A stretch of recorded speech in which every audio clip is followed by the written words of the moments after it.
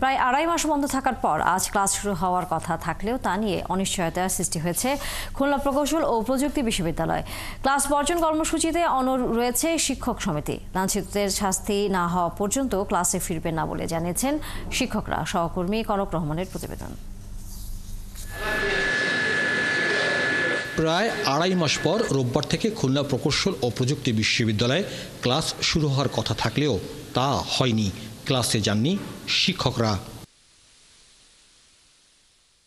শিক্ষার্থীদের দাবি মন্ত্রণালয় মেনে নিলেও শিক্ষকদের দাবি রয়ে গেছে অন্তরালে। শিক্ষকরা বলছেন, গত 18 ফেব্রুয়ারি ক্যাম্পাসে বিশৃঙ্খলাসহ শিক্ষকদের অপমান, অপদস্থ ও লাঞ্ছিত করার ঘটনা ঘটেছে প্রকাশ্যে, যা এই শিক্ষা প্রতিষ্ঠানে এর আগে কখনোই হয়নি। এর সুষ্ঠু বিচার আগে হতে হবে।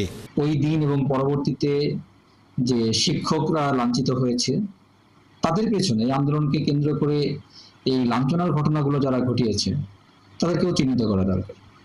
এই পুরো বিষয়টাই তদন্ত করে সুষ্ঠু বিচার নিশ্চিত না করা পর্যন্ত শিক্ষকবৃন্দ একাডেমিক কার্যক্রম থেকে বিরত থাকার সিদ্ধান্ত নিয়েছে। এদিকে 2 মাসেরও বেশি সময় ধরে চলা কুয়েটের ক্লাস পরীক্ষা ও সময় মতো ল্যাব অ্যাটেন্ডেন্ট না হওয়ার কারণে সেশন জটের শঙ্কা রয়েছে। এর দ্রুত সমাধান চান শিক্ষার্থীরা। আমাদের এক্সাম হওয়ার কথা ছিল, মানে আমাদের এখন হলো যদি এক্সামটা না হয় তাহলে আমাদের ধরে নেন আমরা তো আরো পিছিয়ে যাচ্ছি। এসিআররা স্যারদের সাথে, ডিপার্টমেন্টাল হেডদের সাথে, ডিনদের সাথে কথা বলে তাদের মাধ্যমে আমরা জানতে পারছি যে আমাদের ক্লাস হবে না। আজকে দুপুরে একটা মিটিং হওয়ার কথা স্টুডেন্টের মধ্যে মিটিং হয়ে আমরা স্যারদের কাছে ক্ষমা চাইবো বা পরবর্তী কি স্টেপ হবে সেটা জানবো আমরা।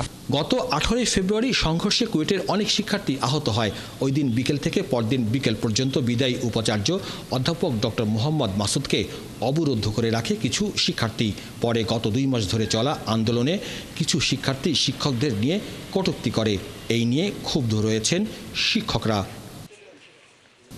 কনক রহমান, 71, খুলনা।